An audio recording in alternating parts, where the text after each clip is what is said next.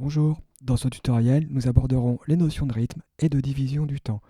Nous verrons donc les principaux symboles pour lire et noter le rythme, de la pulsation, des chiffres indicateurs de mesure ainsi que de l'émiole. Ouais, c'est pas faux. Et enfin, si vous regardez cette vidéo jusqu'au bout, je vous apprendrai comment déchiffrer et jouer parfaitement ce rythme-là. C'est parti!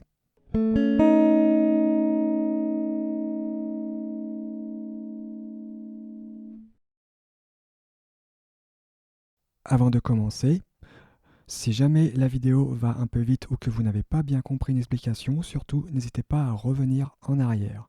Il y a forcément beaucoup de vocabulaire nouveau pour vous et cela est tout à fait normal au début de ne pas tout retenir. À force de revoir les notions, cela deviendra plus facile et naturel. Ne vous inquiétez pas, donc n'hésitez pas à revenir en arrière.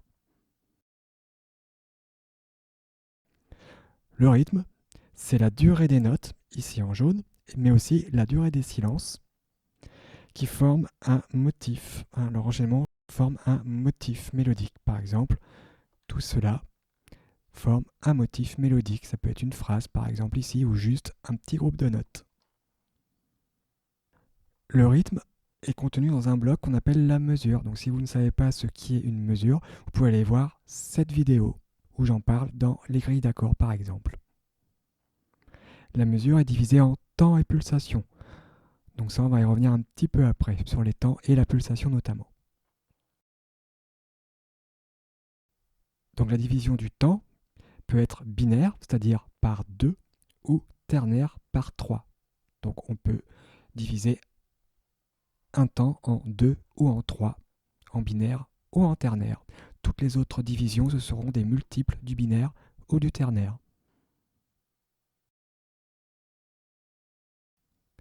Les durées. Donc les durées, ce sont les longueurs des notes ou des silences. Donc sur ce tableau-là, je vous ai mis les principales durées qu'il faut maîtriser au départ et que vous allez utiliser de manière générale le plus souvent en jouant des morceaux. Il en existe d'autres, des plus longues, des plus courtes, mais celle que vous allez vraiment utiliser le plus souvent, ce sera en grande partie ce que je vous ai mis ici. La première, c'est la ronde. La ronde, elle vaut 4 temps. L'équivalent, en silence, c'est la pause. La pause, on la reconnaît parce qu'elle est accrochée en dessous de la ligne. Elle est pendue. La pause est pendue, pour vous en rappeler. Après la ronde 4 temps, nous avons la blanche, qui est 2 fois plus courte, donc 2 temps.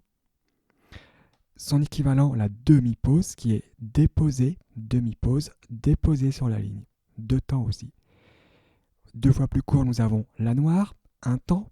Généralement, quand on parle de pulsation, c'est souvent la noire qui va donner la pulsation en binaire ou la noire pointée en ternaire. J'y reviendrai un petit peu après. L'équivalent de la noire, un temps, ça va être le soupir, avec ce symbole un peu bizarre, mais au moins on le reconnaît bien.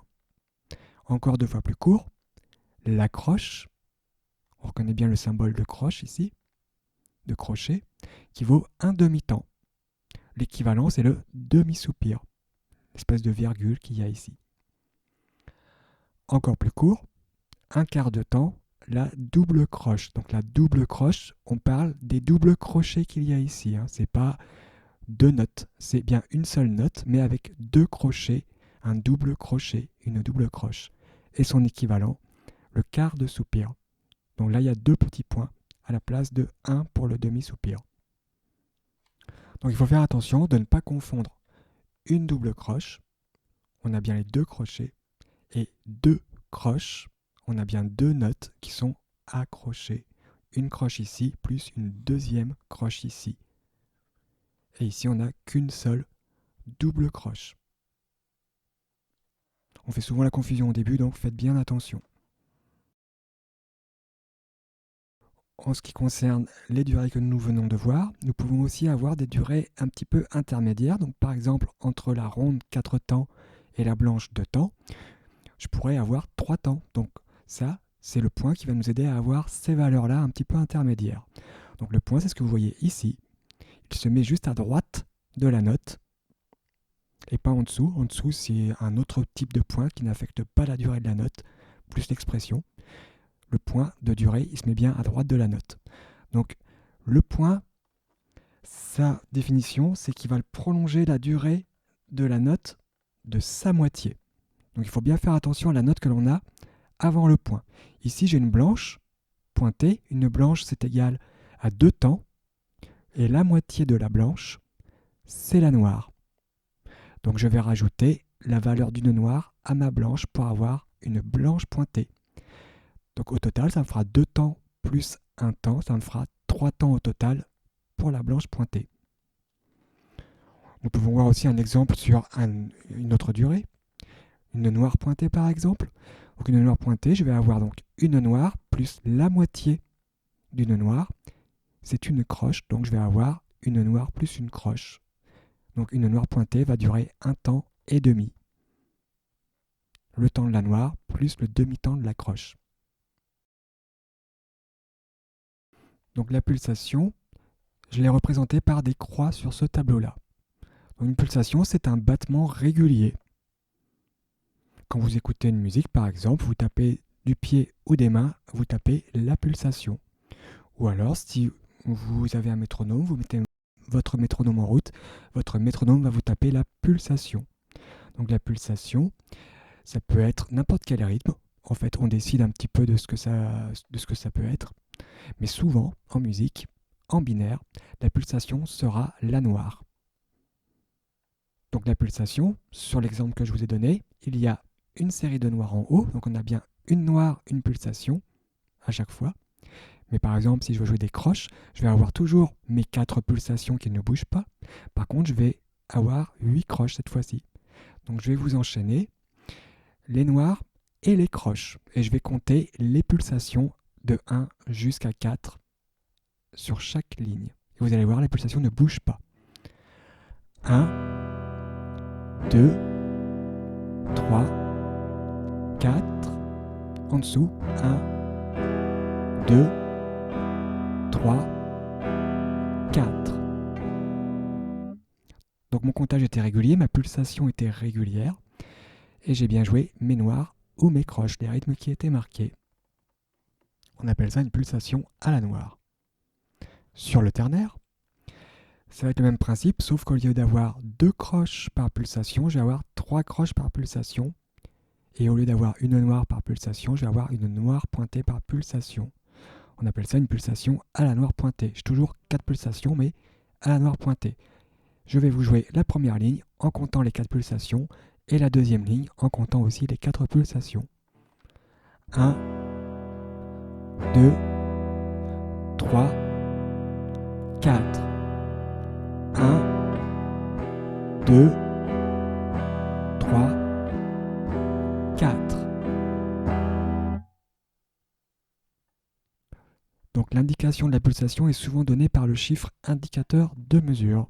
Nous allons voir ça tout de suite. Le chiffre indicateur de mesure, c'est ce que vous voyez par exemple ici, ou ici, ou ici. C'est souvent 2 chiffres et des fois ça peut être des lettres. Alors, le premier chiffre du haut indique le nombre de temps par mesure. Donc là, il faut lire 2 tout simplement. Si je viens ici, je lis 3. Et si je viens ici, je lis 4. Le temps nous est donné par le chiffre du bas. Donc 2, ça symbolise la blanche. Ça, il faut l'apprendre par cœur. Donc là, on nous indique 2, 2, 2 blanches par mesure. Donc la mesure, c'est toujours ce qui est compris ici, entre 2 traits verticaux. Dans chaque mesure, je vais avoir 2 blanches, 2 pulsations. Donc une pulsation à la blanche ici, une pulsation à la blanche ici. Je vois que sur cette mesure-là, j'ai 3 blanches par mesure. 1, 2 et 3. 3, 2, 3 blanches. Je pourrais aussi avoir autre chose. Je pourrais avoir 4 blanches par exemple. 4, 2, 4 blanches. 1, 2, 3 et 4. Cette mesure-là, le C barré, c'est une autre écriture du 2, 2. Je peux aussi avoir d'autres types de chiffres indicateurs. Par exemple 2, 4. 2, c'est toujours le nombre de temps par mesure. Et 4, ça nous donne le type de temps. Donc 4, ça symbolise la noire cette fois-ci. Donc là, on m'indique 2 noirs par mesure. j'en ai bien 2 ici. Pareil pour les silences, hein, que j'ai remis ici. Ça marche pareil. Je peux aussi avoir 3 noirs par mesure. 1, 2 et 3. Je pourrais aussi avoir 4 noirs par mesure. Le C, c'est une autre écriture du 4-4. Hein, comme tout à l'heure, on a vu le 2-2, c'était un C barré. Et bien là, le 4-4, c'est un C tout court. Donc c'est les deux seules abréviations vraiment que l'on rencontre, hein, pour les chiffres. Le C et le C barré. Souvent, on n'a que des chiffres. Et même aujourd'hui, maintenant, on voit que sur certaines partitions, écrit carrément 4 et le dessin de la noire. C'est encore plus simple à lire. Je peux aussi avoir une pulsation à la croche, donc 8. Le chiffre du bas m'indique la croche, donc j'ai bien 2 croches par mesure. Je peux aussi avoir 3 croches par mesure, 3, 8. Ou 4 croches par mesure, 4, 8. Je pourrais aussi avoir plein d'autres chiffres, hein. Tout est permis en fait. Après les pulsations binaires, on peut aussi avoir des pulsations ternaires. Donc par exemple, si vous voyez 6, 8, 9, 8 ou 12, 8, vous êtes sur des pulsations ternaires. Il en existe d'autres, mais ce sont les plus courantes, on va dire. Donc 6, 8, on m'indique 6 croches par mesure. Et on voit que ici, les croches sont attachées par 3. On est bien en ternaire. Contrairement à tout à l'heure où on était en binaire par 2. 9, 8, ça veut dire 9 croches dans la mesure. 3 plus 3 plus 3. Et 12, 8, c'est 4 groupes de 3 croches. 1, 2, 3 et 4. Donc on a bien 4 pulsations, 4 groupes de 3 croches. On les voit au noir pointé qu'il y a en dessous. Et ici, on a bien 9 croches, 3 groupes de 3 croches. Si on a des noirs pointés, ça nous fera bien 3 noirs pointés dans la mesure ternaire. Et pareil pour le 6-8, 2 noirs pointés, parce que ici on a un groupe de 3 croches qui vaut une noire pointée et un autre groupe de 3 croches qui vaut une noire pointée.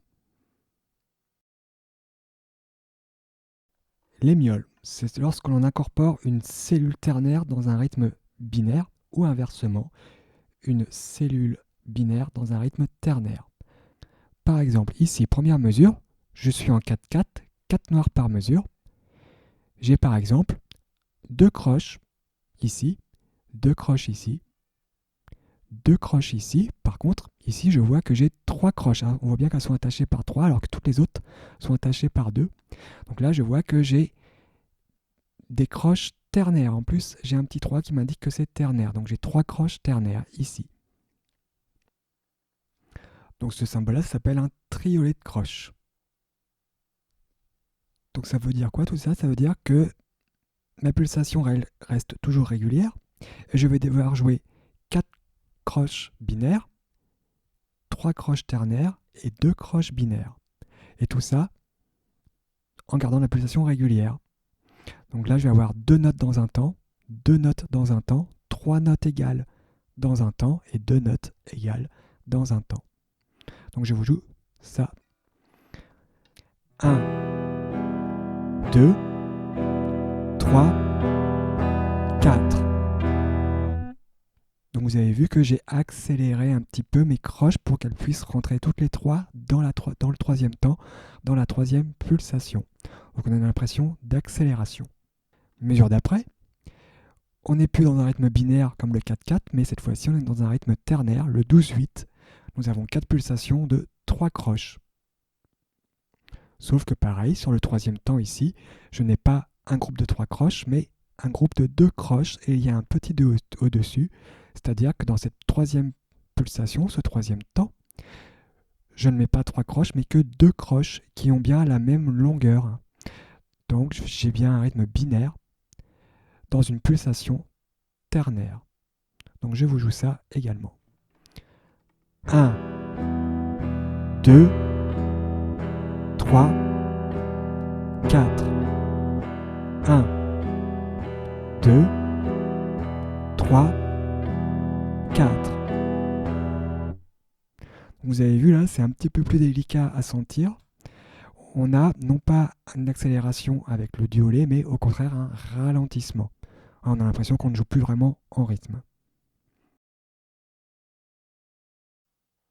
comment déchiffrer un rythme et le jouer sur votre guitare. Chercher de Calédonie, mena bête sous rude orage, dut attendre bien à l'abri que s'enfuient les gros nuages. Donc, pour avoir un beau rythme bien droit et bien déchiffré, pas comme Busit le barde, que vous venez de voir, je commence déjà par repérer le rythme le plus court dans ce que j'ai à jouer. Donc, par exemple, sur ce rythme-là, je vois que j'ai une noire, une croche, une double croche, une deuxième double croche, une noire, une croche, une troisième double croche et une quatrième double croche. Donc le rythme le plus court, c'est la double croche. J'en ai 4 dans le rythme. Ici, ici, ici et ici. Le rythme le plus long, c'est la noire. Et entre les deux, j'ai la croche. Donc je prends le rythme le plus court, la double croche, et je vais lui donner une valeur de 1. Parce que 1, c'est facile à compter.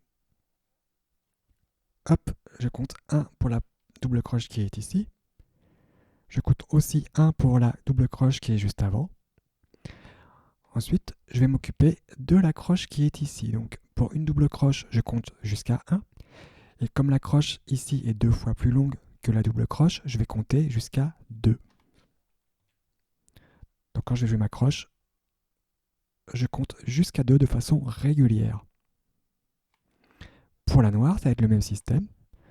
Je vais pouvoir rentrer 4 doubles croches dans ma noire parce qu'elle est 4 fois plus courte que ma noire, ma double croche. Donc je peux compter jusqu'à 4 doubles croches dans une noire, 2 doubles croches dans une croche et une double croche, une double croche. Je vois que sur cette portion de rythme, c'est exactement la même chose sur l'autre partie du rythme. Donc je vais pouvoir reporter le même comptage sur la deuxième portion du rythme. Donc ce qui est pratique avec ça, ce comptage, c'est que c'est facile, c'est des chiffres entiers, donc on sait tous compter de façon régulière les chiffres entiers, comme si vous comptiez les secondes sur votre montre. Et ce qui est pratique, c'est que chaque 1 va tomber sur une nouvelle durée. On voit que là, le 1 tombe sur la noire, le 1 tombe sur la croche, sur les doubles croches, également sur la noire, la croche et les doubles croches. Donc ça me donne un repère. À chaque fois que je vais tomber sur 1, je démarre une nouvelle durée, un nouveau rythme, une nouvelle valeur. Donc le rythme, si je suis avec ma souris et que je compte régulièrement, je vais faire 1, 2, 3, 4, la croche, 1, 2, la double croche, 1, 2, 3, 4, la croche, 1, 2, la double croche. Donc ça va être utile par exemple pour gratter la guitare. Comme j'ai déjà mon comptage, je vais pouvoir mettre les flèches. Donc une flèche en bas, c'est je gratte vers le bas, mon accord. Et la flèche en haut, je gratte en haut. Sauf que ici, je vais gratter que les flèches que j'ai mis en jaune. Et les flèches qui sont en gris, je ne vais pas gratter mes cordes, mais je vais quand même faire le mouvement sans toucher mes cordes. Je vais laisser sonner mon accord. Donc je vous joue tout le rythme à vitesse lente.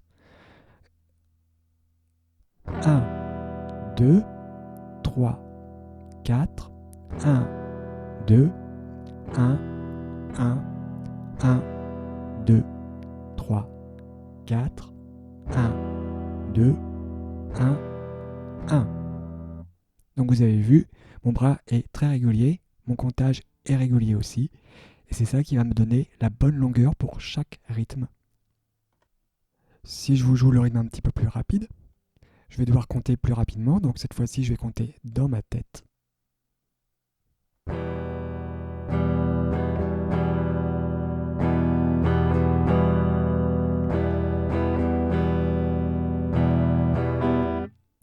Voilà, donc là j'ai compté dans ma tête, je suis allé plus rapidement, mais vous avez vu que j'ai bien fait les allers-retours sans toucher mes cordes avec mon poignet pour avoir de la régularité dans mon rythme et ne pas perdre le fil du rythme. Je vous ai joué le rythme 2 fois de suite. Un exemple, là, j'ai choisi de changer d'accord à chaque pulsation. Une pulsation sur ce rythme-là, c'est l'équivalent de toutes les noires. Donc partout où il y a un accord, c'est une pulsation. Donc je vous joue ça. C'est parti.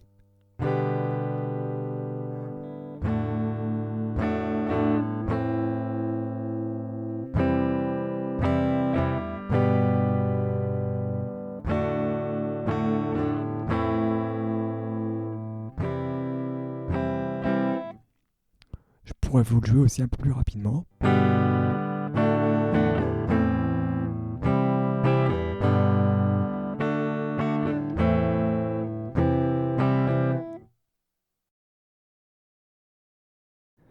Nous arrivons au bout de cette vidéo, donc je vous félicite si vous êtes encore là, si vous avez tenu le choc. N'hésitez pas à faire des retours en arrière ou à revisionner cette vidéo souvent pour bien mémoriser toutes les notions que nous avons vues. N'hésitez pas à répéter. La musique, c'est ça, c'est répéter souvent pour mémoriser, s'habituer et créer des automatismes. Tout ce que nous venons de voir est la base à maîtriser afin d'être en capacité de déchiffrer et de jouer une bonne partie du répertoire courant en musique.